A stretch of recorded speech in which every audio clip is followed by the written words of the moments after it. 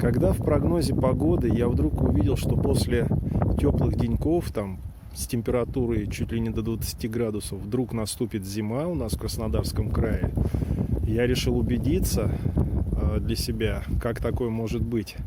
Открыл Гизметео, там нашел снимки со спутника. На этих снимках было видно, как поток, прям коридор такой холодного воздуха заходит с севера Европы, проходит всю Европу, Средиземное море, ударяется о Северную Африку и поворачивает к нам в Россию, на восток. Весь этот поток из Арктики. И также было видно, что своим крылом он через какое-то время захватит Краснодарский край.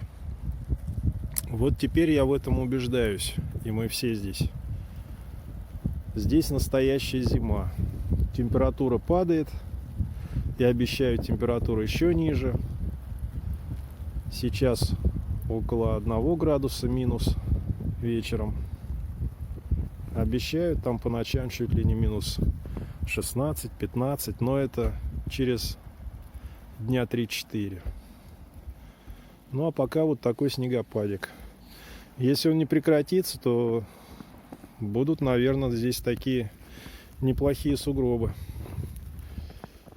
Вон собака вся в снегу, да? Интервью, девушка, скажите, пожалуйста, вам не холодно с такой шубой, в такой шубе?